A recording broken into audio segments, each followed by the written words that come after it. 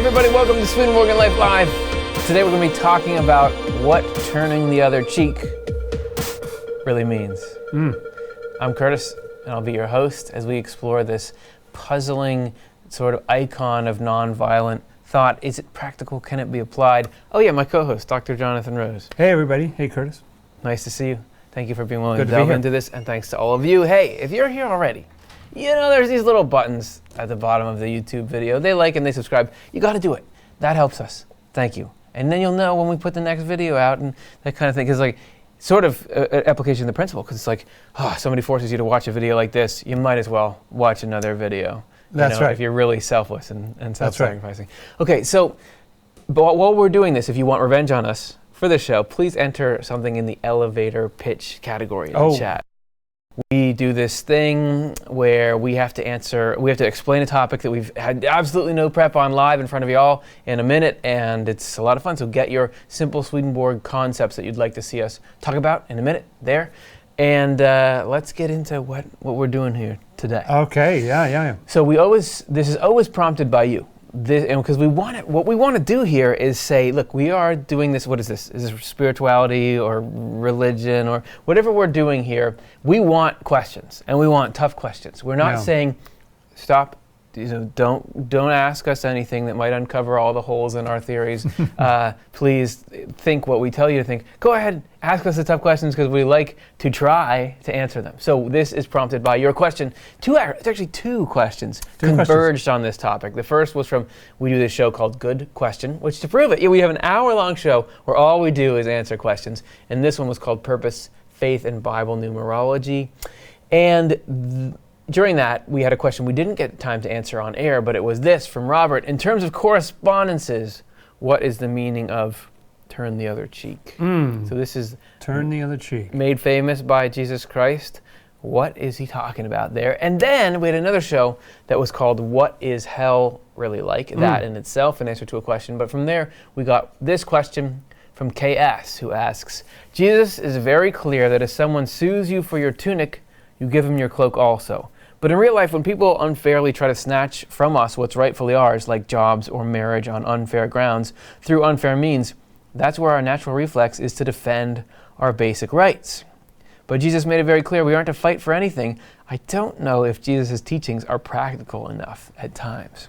Yes. Really, how are we going to live this out? Okay, it's Jesus. Jesus is relatively important. Swedenborg says Jesus is God, the way we can perceive and interact with God. Okay, God, I don't think I can really do that. I think you might be not really in touch with what it's like to be a human being in this world. So what's Jesus getting at? Can correspondences help us figure it out? That's what we're going to get into. But first, let's do an icebreaker.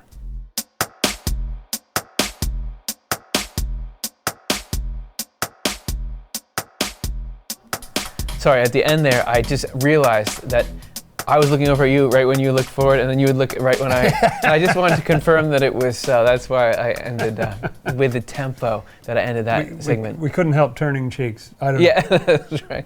So there's a little science experiment. Listen, let's start to chip away at this mystery, and this question posed to us will help us do it. We're going to answer it on screen. We want you to all answer it in the chat, and we'll read your answers at the end. Here's the question.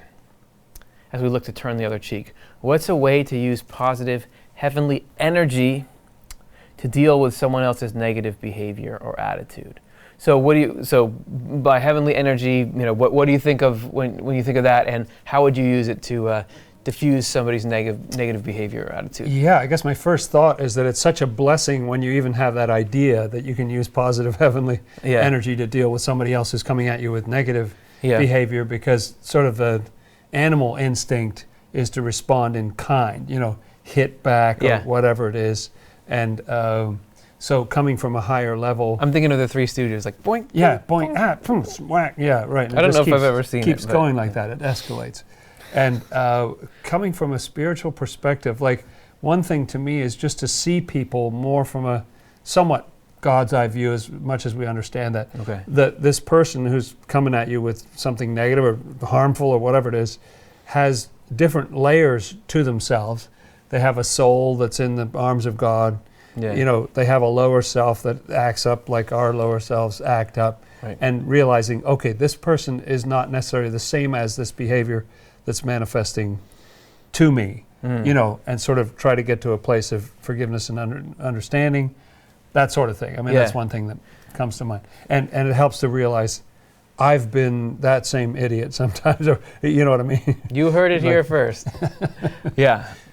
Whatever, I've probably done that. I've probably done it in the last 12 hours, and that's why I'm going through this or something.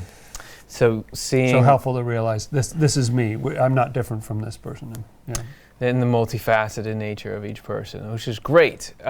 It makes me think of, when I think of heavenly energy, I'm thinking of that. It's a spiritual thing, so it's sort of inside me, in the heart and mind, and I can definitely feel times when I feel full of energy there and times when I don't. And so somebody's negative behavior or attitude, an attitude / behavior that people are pretty willing to do around others because they don't realize, is people will start being critical of things or people that I feel like either is just dragging me down, or I feel like, that's not all right to be talking this way about somebody when they're not around.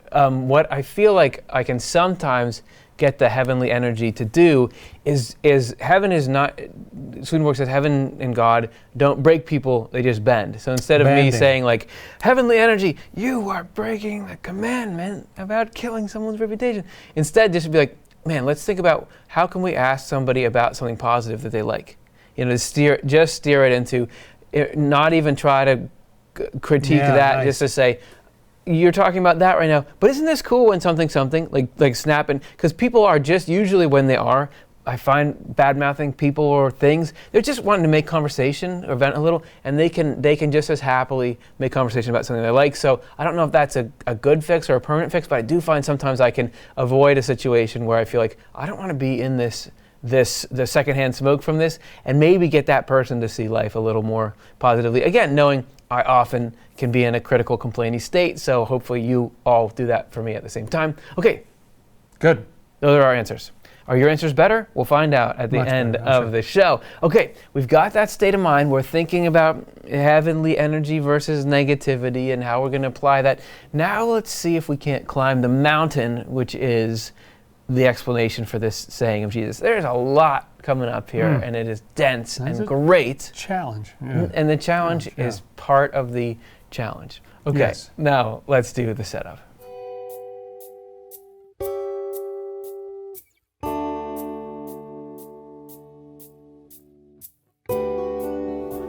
It's not the destination, it's the destination. Yeah, so that's right. How we want to set this up, how do you understand what this Jesus Christ is saying here? And I feel like to help us get an initial point of context, let's look at a very famous saying by a very famous Christian. This is Dr. Martin Luther King Jr. And he had, one of his more famous quotes was the following: "Darkness cannot drive out darkness, only light can do that. Hate cannot drive out hate, only love can do that." And what I want to focus on there is that even though he had this action strategy of nonviolent protest, he overall was taking actions to prevent things and stop things. Very active, very active and effective, But note that quote is not about action, it's about attitude. Oh, that's right.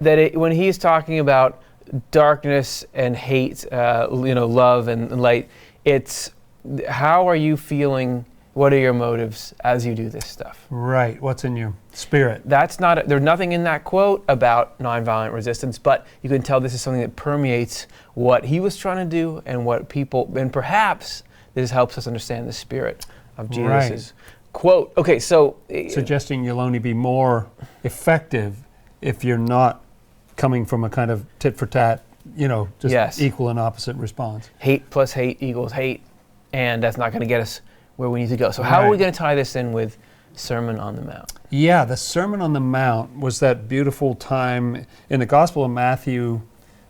Jesus is baptized and then he begins his ministry. And one of the first things that happens in chapter 5 of Matthew is that he's on a mountain and he teaches all the people. And it actually goes on for 3 chapters. And a lot of what people know about the New Testament just comes from this one little portion of Scripture, because there's so much wise beautiful, blessed are the poor in spirit and all these kind of teachings from that Sermon on the Mount. Can I say, Sermon on the Mount is awesome. It is. It's totally awesome. And even the way it starts, Jesus opened up his mouth and said, and he just launches into it. Yeah. Like, where are you coming from with this stuff? And everybody's just, it's mind-boggling. Yeah. What is he talking about? It's so amazing, and you can feel this spirit from it, and yet you don't cognitively get everything he's saying. No, because that's exactly. I say it's awesome, but it's sort of just awesome like as a poem or something, because while some of the stuff seems very like practical and loving, other stuff is confusing or feels really cool, but then what is he actually saying by it? And it has all these pieces to it where he talks about this for a second, and then for a moment, and then keeps going. But it's hard to tell what are the threads that hold it all together, that sort of thing. Okay. And so keep this all in mind, and let's have a look at some of these words. It's just an excerpt from the Sermon on the Mount, a brief portion that we're focusing on tonight. Matthew 5, verses 38 to 42. You have heard that it was said, an eye for an eye and a tooth for a tooth. Now I want to hit pause there for a second and just say, that is, he said, you've heard that it was said, as if it was just some sort of tradition or rumor. Yeah. That's taught many times in the Old Testament. Yeah. Not really as a revenge thing, but more as like, if you've done this crime, if you hurt someone in this way, then you need to pay in that same kind of way. An eye for an eye and a tooth for a tooth. But I say to you, so now Jesus is kind of updating. He's so bold, let's update this teaching. I say to you, do not resist an evildoer. You really disrupted the industry there. Okay. But if anyone strikes you on the right cheek, turn the other also. That's it. That's what we're talking about tonight. Okay, so already, that first, do not resist an evildoer. There's a higher sentiment to it, but we got a problem of application already. Right, you do. And if anyone, hits you on the right cheek, even if you're sort of about to pass out, go ahead and say, okay, hit me here. Let's demonstrate right now. Right, yeah, we should have a quick visual demonstration. Okay. And if anyone wants to sue you and take your coat, and this is translated in various different ways by different, translations, but basically there's an inner garment and an outer garment. This is the inner garment. You give your cloak as well, your outer garment kind of thing. And if anyone forces you to go 1 mile, go also the 2nd mile. This is the famous going the extra mile that That's people where that talk came about. from. Copyright. Give to everyone who begs from you. Wow, hey, give me $1 million, would you please? I really need it. And do not refuse anyone who wants to borrow from you. So give, and also borrowing, don't refuse. We've got other sorts of problems here. Because those last two, give if you beg, lend to anybody, those aren't even necessarily in the same category as somebody punching you in the face. It just seems very like different. Yeah, it's not even like different things. Really about evil. It's just like what ties all those together. Be a doormat, right? That seems to be the message. That seems to be, yes. Lie down. Let just anybody do anything. Right. Yeah. So what can this? Don't react. Can this possibly be literal? And how did the question was correspondentially? What does it mean? Can this be taken literally? How did Swedenborg see this as an issue? This is what we get from our friend Emmanuel. This is from Secrets of Heaven. And I have to say, it's so cool that our viewers know by now. It's got to be, come on. Okay. What's going on? And so, there's got to be more to it. Unpack it. Look how he approaches this here. Surely anyone can see that these words should not be taken at face value. Zing. Wow, what happened to biblical literalism? It's just like, all right, you're not supposed to do that. Don't you know? His argument is basically like, come on. And he goes on. Look at how he approaches this too. Are you likely to turn your left jaw to someone who slaps you on the right jaw? And what's the likelihood? Are you in the field? Are you actually going to be able to practice that? Are you like? I know there are people who worked really hard at this. Pacifists and so on. Christian traditions and people have done noble things. But it's interesting that his take is like, really, this is not practical. Now, and this is coming from a guy who it's not like he said, religion is a nice window dressing, but it shouldn't be all of life. This was a guy obsessed with following the principles of Jesus Christ. Heaven and hell and spirits was everything to him. Every detail of every interaction with every human being. Yeah. It's not something you just do on Sunday for an hour. This is your entire life. So this is not him just saying, oh, don't take this religion stuff too seriously. But look how he appeals to sort of our sense of logic or common sense. He just says, Are you likely to give your cloak to someone who wants to take away your coat? Are you likely to give your property to everyone who asks?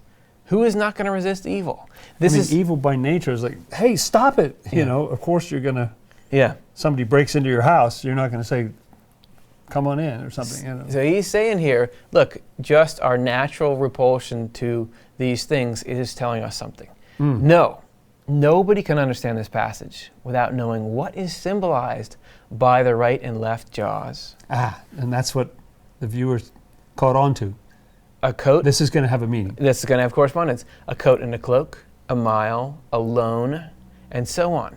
Because if you think about it, if you switch out the things, if it said, if somebody wants to take your trash, let them take your recycling as well, you'd be like, yeah, of course. It all has to do with the things that are being offered. Right. So if these things are not actually natural, but they're spiritual, let's see what that is all about. And when you see them all listed like that, it is an odd list. Yeah. It's not a normal, if you sat down and just wrote a list, you'd say, okay, smack in the jaw, right, coat, cloak, mile. Yeah. The focus is on spiritual life. Ding, ding, that's the key to the whole correspondence thing. There you go. Or we a can life. Quit now. That's it. I bet a lot of people wish we would. Or a life of faith, not on physical life, which is a life in the world. The focus is on spiritual life, or a life of faith. Spiritual life. Not on a physical life, which is life in the world. Okay, know that going forward. The focus is on spiritual life. In this chapter of Matthew and the next, the Lord opens up heaven's inner reaches, but he does so through images from the world. His point in using these images was to make it understandable only to heavenly people and not to worldly people. Now that's a strange thing to say. Okay, all right. And the point in keeping worldly people from understanding was to prevent them from profaning the inner message. We're giving a lot really fast, of the word. If they profaned it, they would hurl themselves into the most dreadful hell of all, which is the hell of those who profane the word. That is why the Lord said in Luke, to you it has been given to know the mysteries of God's kingdom, but to the rest in parables, so that seeing they would not see and hearing they would not hear. So that just got real really fast. Yeah, so there's a protection function. So one question would be, if you didn't mean the jaw or the cheek or whatever, why did you say that? That's right. And so Swedenborg's answer is, well, there's a certain level of protection. It's to be able to connect with us in terms we understand, instead of saying some abstractions that we have no idea what he means. Yeah. And also there's a protection in it so that heavenly people will see what it means and earthly people won't, because it might be damaging to them. Yes. So that's weird. But what is this profanation? Swedenborg would define it. One definition would be to use spiritual knowledge in order to do harm to people. Like, spiritual knowledge is power, you know, and you can use that power over people to harm people, to get them to do stuff that you want, or to drive money into your own pocket or something. Yes. And that would be twisting the intent of these words. And so in order to prevent that, there's a little bit of baffling, there's sort of a mist over most of Scripture where you can't quite totally tell what's going on. Right, and that you have people, it's able to get through to certain people, but not to other people. That already, it's got this code in it. Right, and so that function of hiding that deeper stuff is so to prevent manipulation and harming people who shouldn't be harmed. Also, for what it's worth, we would certainly compare ourselves to the people at the time that Jesus was giving this lecture and say, well, we sure have a lot more technology than they had then. Like, we can do these amazing things in the world that people back then could not do at all. Swedenborg asserts that actually human minds have been expanding over time. That back in at that time, a couple thousand years ago, people were only just beginning to consider deeper issues in the way that we can now. That there actually wasn't as much freedom of thought. I don't know how you would test that, but that's the assertion. Right. Yeah, that is something that he asserts is true. Overall, that in that state, misunderstanding something in the literal sense is not that bad. Better than setting people up to abuse that sort of power. Okay. Right.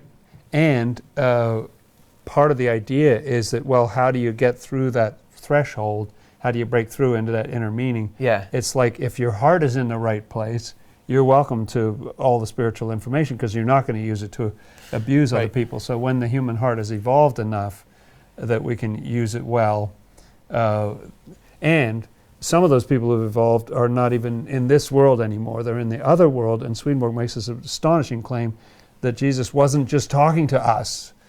He had another audience in mind. This is Secrets of Heaven 9049.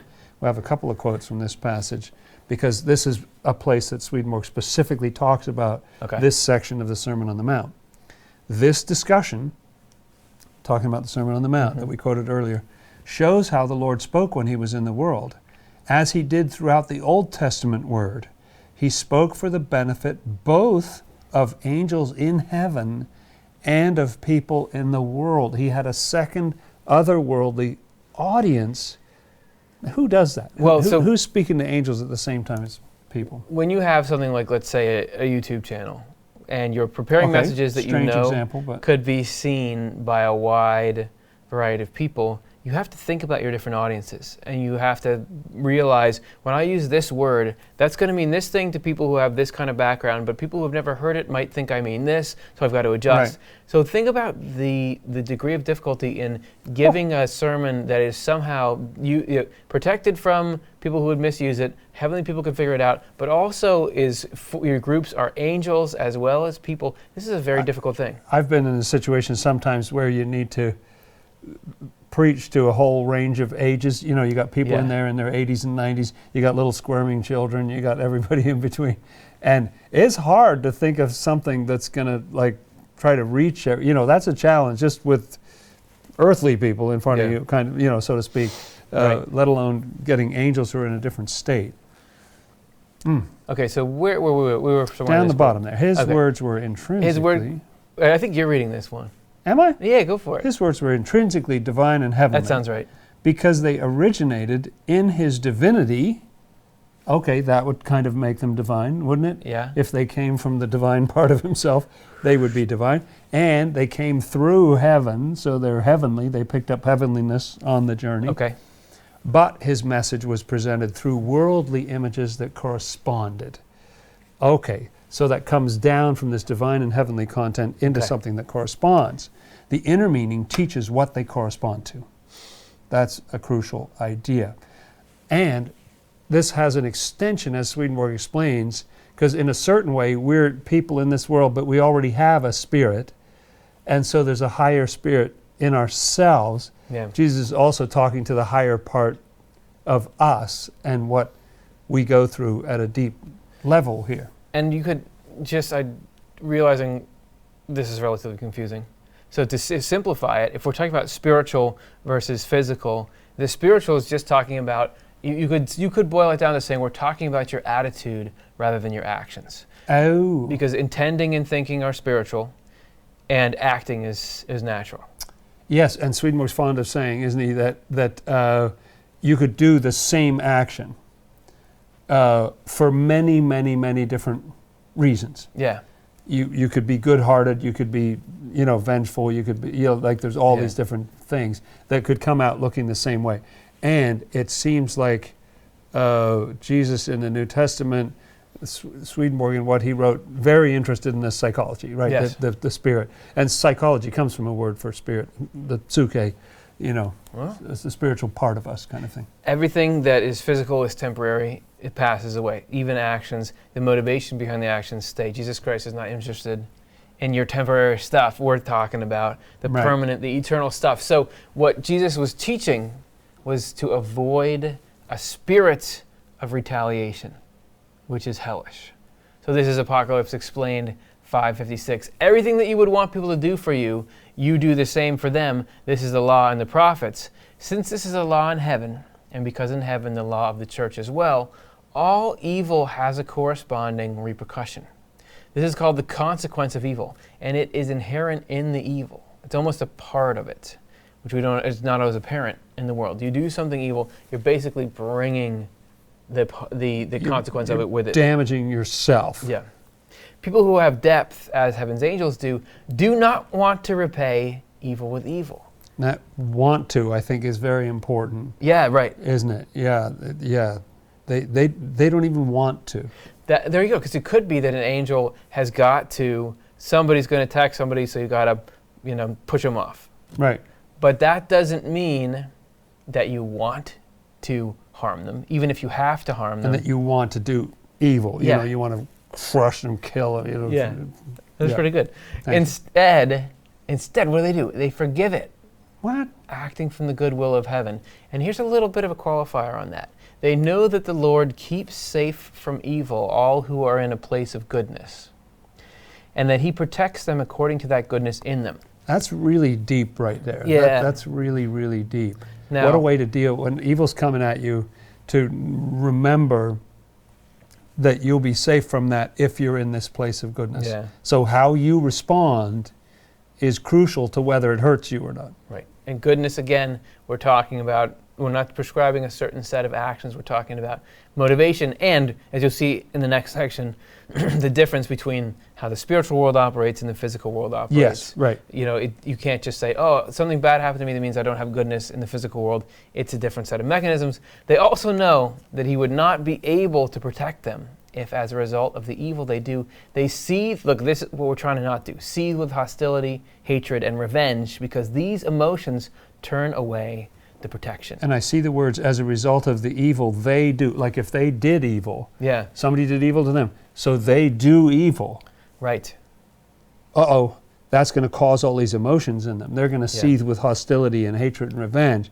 You know, so doing that action will cause all these feelings, and that will lose them the divine protection that they actually need in that situation. It's sort of like win the battle, lose the war. Yeah, okay, that felt good in the moment, but now you brought on this sort of corruption, which in the end leaves you less safe. This is something we have talked about a lot here. There's 5 episodes I want to give you for reference if you want to jump out and check them out. One is that justice is different than retaliation. We did a show called Rediscovering Forgiveness. Stopping the behavior is important for the victim and the perpetrator, but we discussed that in detail here. Also, nobody actually gets away with bad behavior in the long run. It can be maddening to think, wait, you don't retaliate against people who do this? Don't they need justice? Justice seems so unfair. Like they got away with it. We did nothing. Justice is omnipresent. Justice is ubiquitous. Maybe it takes time, but this is an episode where we talk about where Swedenborg saw people who had committed crimes during life having to face those crimes. It does smooth out in the end. Also, talking about the different ways that we did a show, is the law of attraction real? And this sort of how in the spiritual world, as we saw in that quote, there is much more of a what you put out comes back to you, even though that's not necessarily physical. Also, that doesn't quite work that way in this world all the time, but yes, in the spiritual world, it's an absolute law, right? And what's it like to express love? How do you do that? Well, it depends. Sometimes it's soft. Sometimes it needs to be hard. We talk about that in this show, How to Love. Also, a show, Should You Love Everyone the Same? Recent episode of News from Heaven. That's the setup. All that stuff was just a setup. So now let's get into what did Jesus' words actually mean. It's time now for our 3 seeds.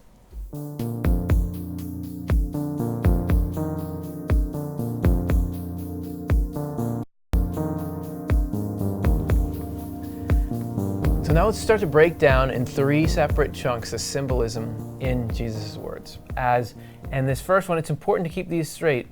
Right now, this is the message to people in the spiritual world. You know, we talked about he's got an audience that's spiritual, an audience that's physical. You may say, first of all, that sounds weird, but second of all, what is that? Okay, it's not even talking to me, but we all have spirits, and we're all headed to be in the spiritual world. So this is very relevant, but it's not directly applicable to the physical side of things. Apocalypse Explained 5:5-6.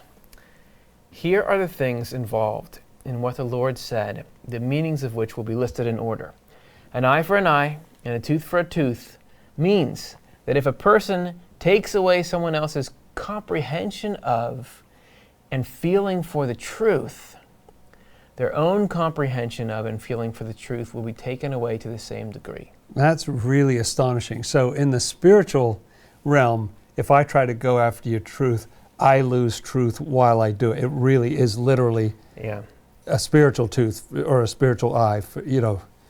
Yeah. Like I will lose my spiritual eye because I did that evil thing. This goes into this communal human form. I think that Swedenborg says you're a person, but even large communities are like a person. Even heaven in totality, it can be seen as a person, even back down into thoughts and feelings. So I think you were making the point earlier before the show that if I go and think I can just go harm this person and I'm harming their person but not mine, you're participating in that harm. You are in that harm. That's the way it is in spirit. You can't just say, here's the victim and I'll perpetrate and not be attached to that.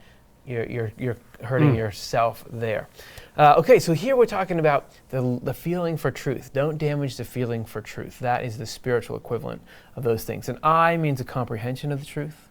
A tooth means a feeling for the truth, because a tooth represents the kinds of truth and falsity that sense-based people have. So the eye is a little more interior, right, with all its subtleties and so on, and the tooth is a little more external, with it's just kind of grinding. Yeah.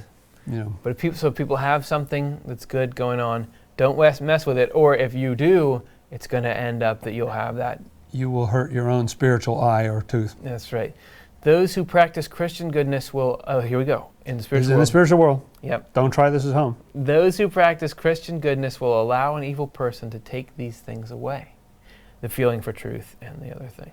As is described, whatever that was, the desire for truth. Yes, and the comprehension. Comprehension, that's the. As is described by what the Lord said about this issue. Do not resist an evil person means we need not fight back against evil people or repay their evil. Angels do not fight with evil people. See, we're talking about the spiritual world. Again, much Angels don't less need to fight with them. Repay evil with evil. Instead, they allow an evil person to act because they are protected by the Lord. So none of the evil from hell can do them harm. Which Swedenborg experienced that over and over, that evil spirits were trying to do stuff and they couldn't.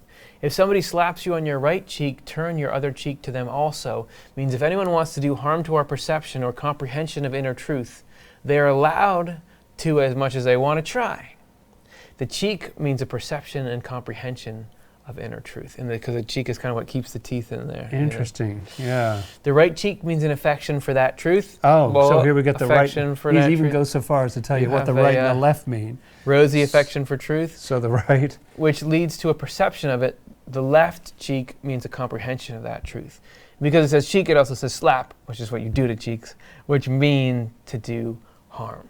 So if someone, tries to damage this love you have for the truth. They try to undermine it. They try to take it away from you or talk you, make an argument against it or tear it down. So that seems to be what Swedenborg experiences over and over again. You read his journal of spiritual experiences, is chock full of evil spirits of all stripes and numbers going after him and trying to destroy things. And he's just taking notes because he knows the Lord protects him. Now that's in the spiritual world, but I wonder how much of that is applicable in terms of, it's not talking about physical violence or actual stealing of objects, but if it's talking about people trying to hurt you through concepts and things, how much of it is if you have this sense of, I don't need revenge, evil carries its own punishment, the Lord will take care of this, can you sort of roll with those punches enough? I don't know, I haven't tried that a lot, but it could be something that applies to our spirits now to an extent. As you've said, in our attitudes and so on.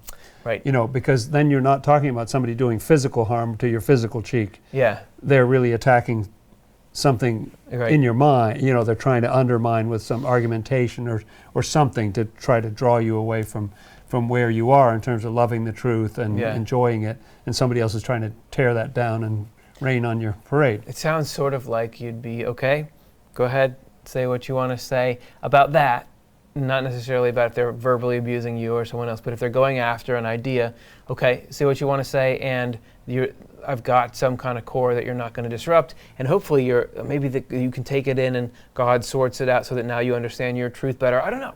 Because if you got down into, I hate you, why did you, I'm going to get you, how can I hurt you as much as you hurt me? Right. You've lost your high ground, right? You've gone down into the ring, and you've lost that spiritual connection. So then you're being harmed by it. You're trying to harm them. Yeah. But up here, you're safe. You're not being hurt in that same way. Yeah. So is it possible to have like a breakdown or something? Can we? What do you think?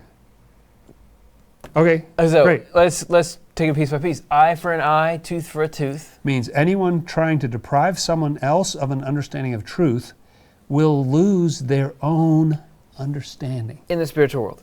Do not resist an evil person. Means you don't need to repay evil with evil because the Lord will spiritually protect your goodness.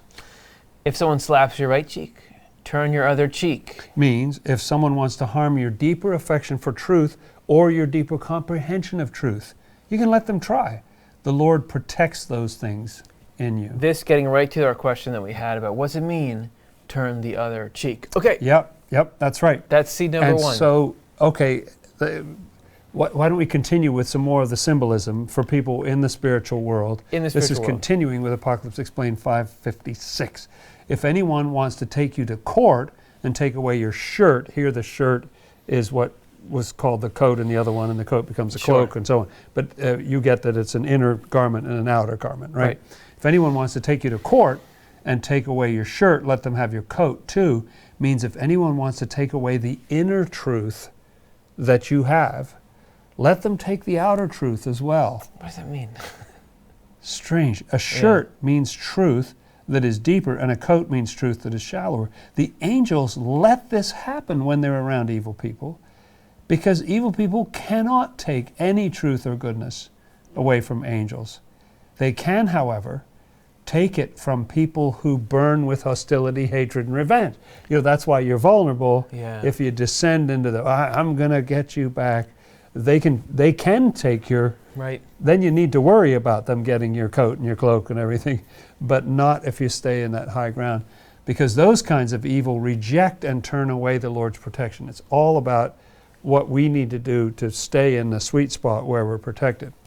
Whoever forces you to go a mile, here's back to the Sermon on the Mount, go with them too, means do not resist anyone who wants to lead you away from truth toward falsity. Hey, let me undermine your thought and I'll show you another thing and I'll really, I'll make a compelling argument, and away from goodness toward evil, because they're unable to do it. A mile has a similar meaning to a road since it relates to coming and going. Give, continuing with the Sermon on the Mount, give to everyone who asks of you, means to allow it. Do not turn away from anyone wishing to borrow from you. Borrowing in Swedenborg always has to do with teaching, which is so interesting that when you get taught something, it's as if you're borrowing, you don't own it, you're borrowing it. Maybe later you buy it or something.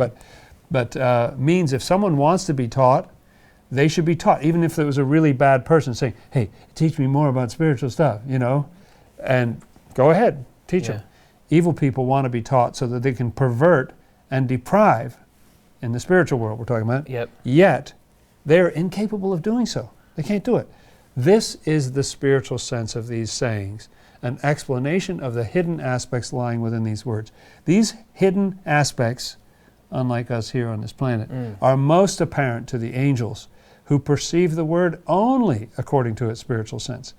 They are also, here he goes, it's not only for angels, they are also for people in the world who are in a place of good when evil people attempt to lead them astray.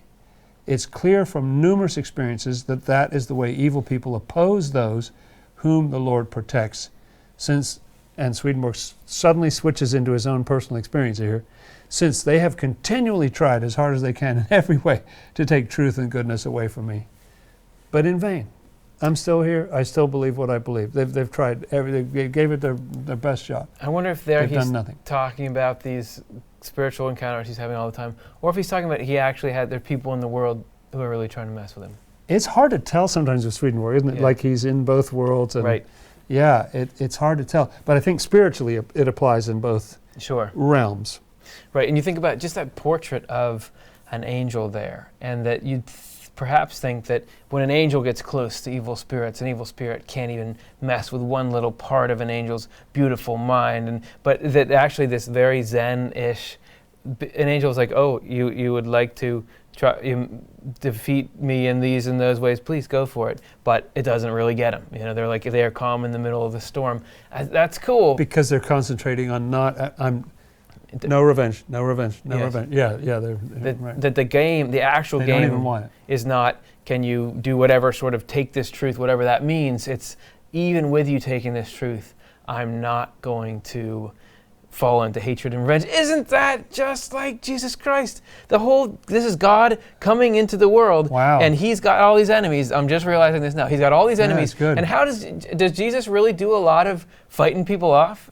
Well, he was punching and kicking at the crucifixion. Right? Everybody just runs him over, and yet he's able to accomplish. And the hardest thing he does, according to some people, is forgive people when he's up on the cross. Again, I'm not saying that this is how we should do it, but there's something to when Jesus is talking to the angels. He's saying, "Hey, you, because you're in this spiritual world with these conditions, you can be more like me. This is how you do it, and this is how you get that power." Okay, it does give me the insight that it's actually like the angel wants to benefit the evil spirit. Yeah. There's love there.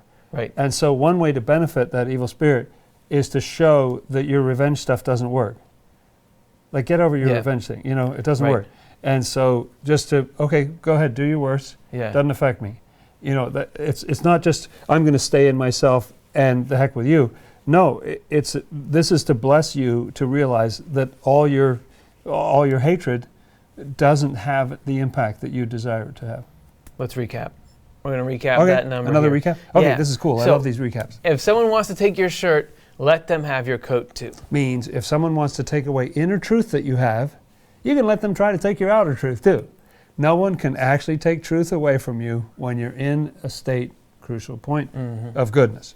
Whoever forces you to go a mile, go with them too. Means you don't need to resist someone who wants to lead you away from truth into falsity, because when you're in a state of goodness, they can't do that. Yep. And then the next one, give to everyone who asks. Allow these attempts. Don't turn away those wishing to borrow from you. If someone wants to be taught, go ahead and teach them. In the end, evil people are powerless to use that knowledge to deprive good people of their inner goodness and truth. In this, if we're talking about in the spiritual world, Swedenborg in his spiritual encounters was all the time giving all the secrets of wisdom to any evil spirit that asked him about it. He spent endless hours talking to evil spirits. Okay, so what telling them wisdom and truth and stuff. Are we just going to say it's all about the spiritual world? Well, when does it apply to us? And it could be that when Jesus is giving us this message about turn the other cheek, that we think this applies all the time equally 24/7. This is a general behavioral principle. But it seems like Swedenborg could be asserting that this does apply to us in our own spirits as we go through what are called temptations in this world. That this same kind of interplay that takes place in the spiritual world can take place within our psyche as the forces of good and evil clash within us. This is Secrets of Heaven 9049. But now I must say what is meant in an inner sense by the words of the Lord quoted above. Same thing, Sermon on the Mount. In an inner sense, the passage concerns those who seek to use falsity to destroy religious truth and therefore spiritual life in a person on earth who is being tested and persecuted in good spirits who are being harassed by evil spirits. Oh, so you have two groups there. People on earth who are being tested and persecuted, and good spirits after death. Right. And look at how they're just used interchangeably there, that these principles that seem like, okay, they're spiritual principles, I could never live like this with other people, but you in your spirit can live like this when you're being assaulted by inner anxieties and by concepts and by thoughts. Like in our minds. Yes, when there is an attack on your principles in you, you can actually live like an angel and gain that same kind of strength. How would I do that? Symbolizes a desire for deep truth, and a right jaw a desire for truth from goodness. Slapping it symbolizes the act of damaging that desire. Oh, that seems really important. So someone's trying to, I see that you love this stuff, and I'm going to try to ruin that for you. I'm going to try to take that away from you. Even if you don't hear that, isn't that how sometimes our inner world can act? Something that we do seem to love comes under attack in a million ways, and we can panic, But this is saying, don't panic, because that stuff can't actually hurt something good, these dark inner clouds. Don't they say no good deed goes unpunished? Right. Yeah. A coat and cloak symbolize truth and its outward appearance. Dragging someone into a lawsuit symbolizes an effort to destroy that truth. A mile symbolizes that which leads to truth. A mile having the same symbolism as a way or a path, which in the spiritual world is a way to get to a new state. Lending means teaching. This explanation shows what is symbolized by giving to everyone who asks. Proclaiming one's belief in the Lord fully and completely. The reason one is therefore not to resist evil is that evil does not hurt anyone supplied with truth and goodness, because the Lord keeps people like this safe. I will say, with that proclaiming the Lord fully and totally, you can have real mixed results with that in the world. I believe in God. I believe in God. So it might make you feel good. It might not. It rarely is going to facilitate a conversation. It's not going to stop somebody from harming you. But I do find when I'm in my mind and I'm under attack and it feels like everything's closing in, to be that assertive inside myself, yes, and to almost like cast out that stuff, right, actually can be immensely powerful in shifting my psychological state. That's right.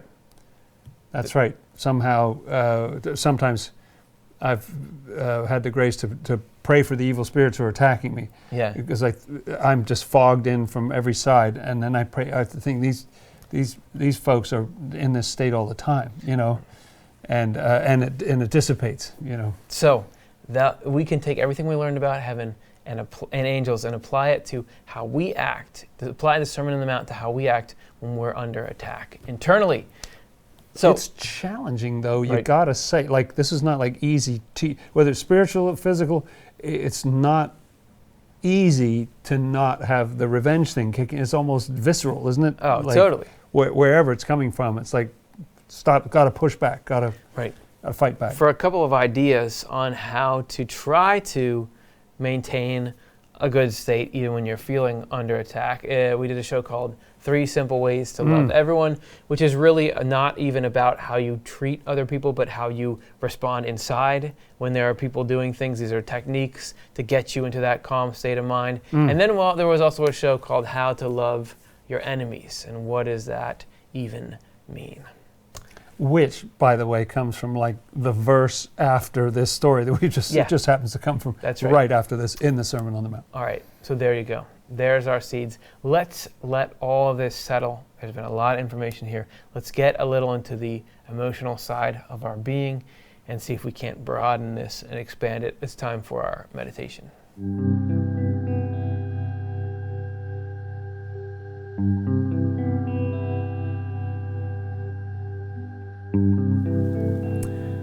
So here we use the beautiful world around us to drive home the concepts we're learning, because according to Swedenborg, and according to the idea of correspondences, which we're talking about, the cheek symbolizes something, the eye symbolizes something.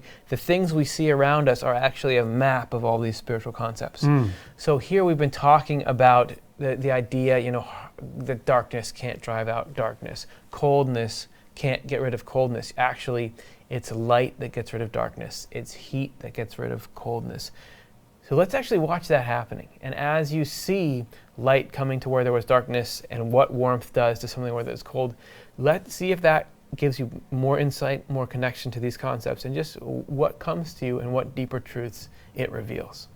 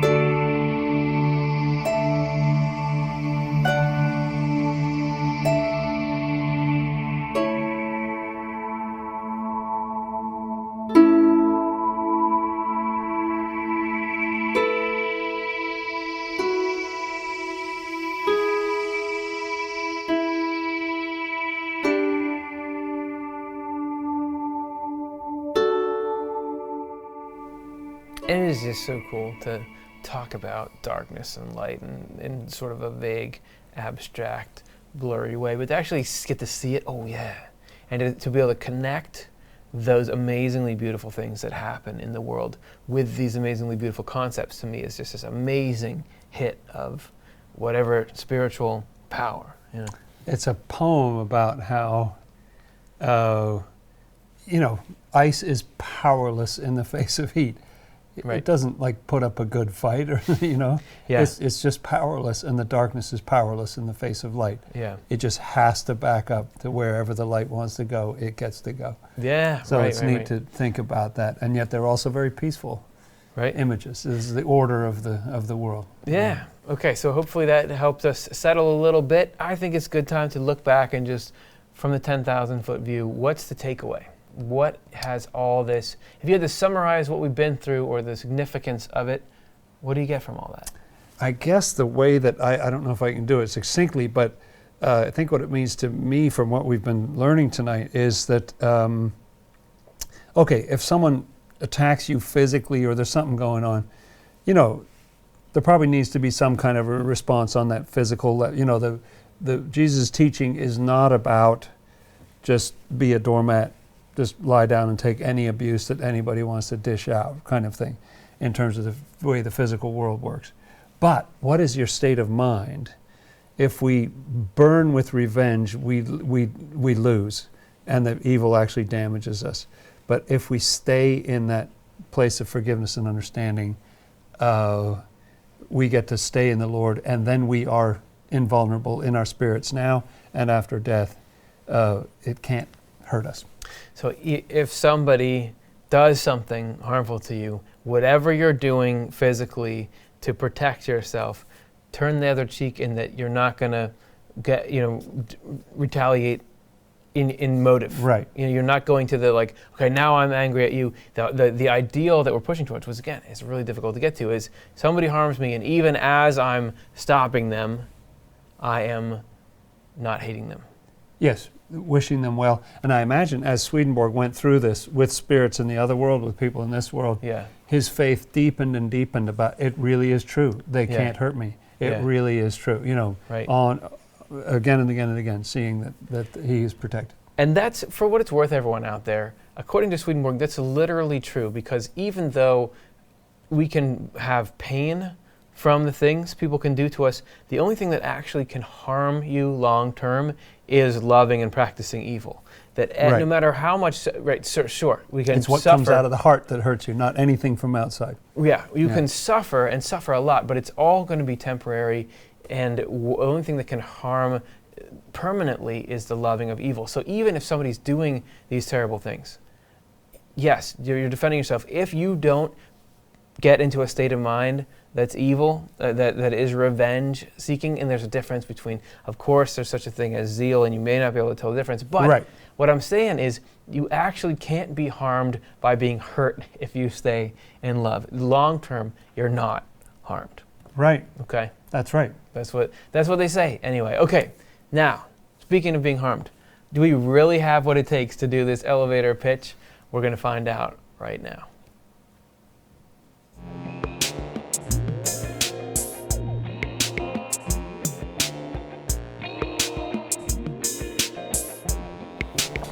By now, it's too late probably for me to say, but if nobody's put in any ideas, get your elevator pitch ideas in right now.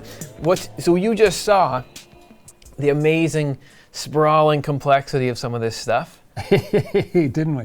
Wouldn't you like to see something succinct and short and clear? Can you take these ideas and not just say what they are in a minute, but why they matter? It's a pitch. We both stepped onto an elevator, and you're going to, just do you first again, right? Yeah, okay. It's kind of become the norm for us. We ran out of tricks to decide who does it. So Jonathan is right now going to pitch to me why something exists and what's good about it in our segment that we call Elevator Pitch. So let's see what you have all cooked up for Dr. Jonathan Rose the first. Fall correspondences. Oh. I'm assuming we're talking about the season. We're talking about autumn, the season. Which is upon us here in the northeastern United States. and elsewhere around the globe. Okay, so let's get going and see what you can't say about that kind of stuff. I'm on the elevator. You know, we have in ways a youth-focused culture. People feel like it's better to be young, to be beautiful, and to get old and sickly and all that is not so great. But Swedenborg says that the seasons of the year actually correspond to the parts of our lives, and that the spring is like our infancy, early childhood, and so on. The summer's like our youth, our adulthood goes on, and then the fall is the end of our life in old age. And when you see the fall, yes, you're losing the chlorophyll. Yes, the tree is protecting itself and so on. But the leaves get so beautiful. You see the actual color of the leaves that lay behind that chlorophyll that was there all that time. And so you see this beauty and the richness of the end of life. These are the blessings that can come from the Lord at the end of our lives. So it's encouraging to feel like, hey, this is a good orderly process. This is something good. Very nice, as we enter the fall of the minute there. That's awesome, man. I never thought before of that's the actual color of the leaves. That's what I'm told. But it is this amazing, that even though the fall is signaling the oncoming winter, go ahead, find me something more beautiful than a really nice late October day. So great, I love it. All right. Okay, so Jonathan survived. We'll see if I'm as fortunate. The one that I'm going to be doing right now corresponds to the moon. Okay. Okay. Oh, we got to start this clock. I was shocked the other day just looking up at the moon, and it's like half moon, and you can see the shadow on it. And just to realize, it's just a giant ball of rock out there. And that ball is bright on one half because the sun is just another ball that's right over there. Space distance is so big that you don't really think of them as they're just objects in relationship to each other. And it really just hit me like, I feel like I'm in night, which is this zone that's complete and total, because it was night at the time. But the sun is just right over there. It's right over there. And guess what the moon is doing? The moon is reminding me, it's letting me see the sun a little bit. That's the sun's light coming off of it. So even when it's dark on my end, I can see the sun. The moon corresponds to faith. And particularly the moon when it's night is when the love may not be there, but the faith is there that helps you remember, wait a second, this is a symbol reminding me that the sun is out there, that the love, that God is out there, even though it seems like it's dark here. I got that moon that's like, well, that is the sun's light. It's just right behind the other side of this giant earth that's getting in the way, which could be your love of self and all that. It's there. Good. All right, guys, we survived it. We both survived it. That's right. I really didn't think we would this time, but we did. Let's see. Will we survive it next time? Tune in then to find out. Each one, they get harder and harder. Oh, man. No, they were good questions. We slowly get worse and worse at it, because we're getting older and older. I mean, we're more beautiful, but... No, wait, what was yours again? Okay, so we're going to now get to you. We want to hear from you. We had this question in the beginning, yes, right? We did. We're going to hear your responses to it. But before we do, this stuff is only made possible by your contributions. We are a not-for-profit entity. Here's how you can help more of this kind of programming happen. Please consider joining our community of sustaining supporters by going to otle.cosvox.com and setting up a recurring monthly donation at a value of your choice. Any amount helps. Our sustaining supporters are the backbone of what we do at Off the Left Eye and allow us to continue to create high-quality programming that nourishes thousands every week around the globe. Your help makes a difference.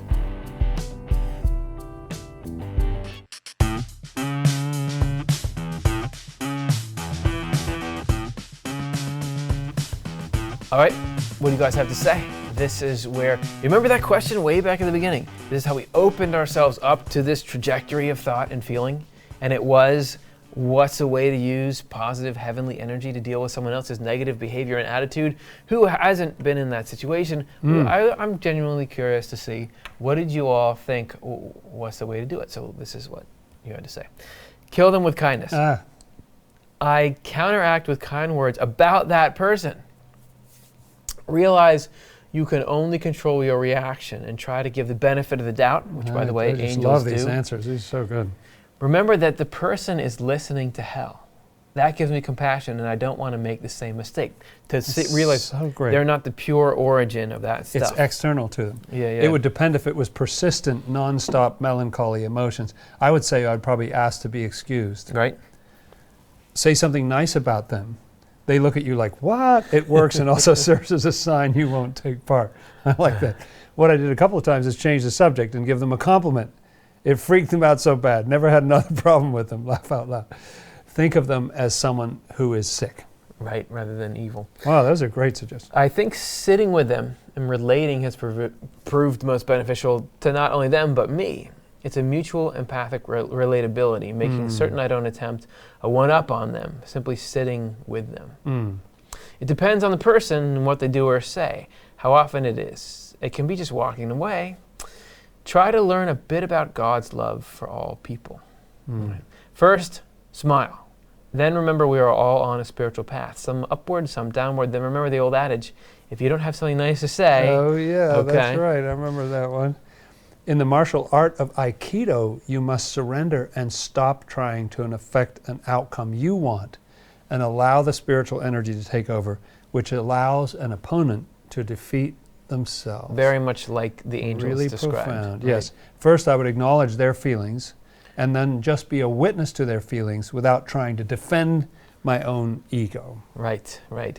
Self-awareness is the first step to change. And then finally, humor is a great way to diffuse negativity. I wish there was deliberate humor in the Bible and in Swedenborg. I want to hang around funny angels. Yes, indeed. And what you think Yes, of, indeed. you kind of think of angels as like they're a bit goody-goody. They couldn't, but they've got to be hilarious because like wisdom is their root of humor. Being able to understand, Absolutely. perceive things about rationality. life and describe them. And Right. isn't that really it's truth-telling? So it's got to be that angels are not just like, well, okay, I'll tell you one. You know, they've got to be funny. Isaac means laughter, and Yeah. I do think Swedenborg says they don't have this sort of mocking, Right. kind of slicing, sarcastic humor or something. But I think their wisdom and perspective on themselves and our own lower nature, they've got to be outrageously funny, I think. We'll see. They got a lot to live up to now. That's right.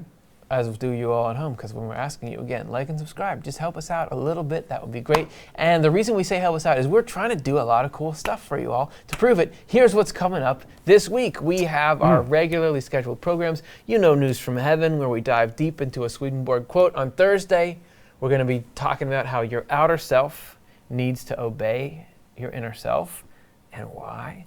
And then Saturday, why spirits try to make you upset. And then our short clips. You all voted the spiritual meaning of numbers 7 through 9, 1. So we'll have a short clip about that. And then the information about cherubim is the following. Right. Next Monday, we've got a show that's called Good Question, which is where we sit and answer questions the whole time. We'll be doing that then, and we'll welcome back our panel of friends. And the following Monday, we'll be taking a trip to ask, what would a city of angels be like? Wrapping up this season with this, hey, what would it be like? We talk about angels being funny. What would it be like to live among angels, and how could we approach that here? So it should be a great time. Hey, speaking of great times, thanks so much for hanging. That was a lot of fun. It was great fun, Curtis. Thanks to all of you. This is really a great, wonderful experience for both of us, and thanks for making it possible, and we'll see you very soon. Swedenborgian Life Live is Curtis Childs, host and showrunner, with co-host Jonathan Rose. Live stream tech and graphics by Stuart Farmer and Matthew Childs. Show writing and chat moderation by Karin Childs and Chelsea Odner.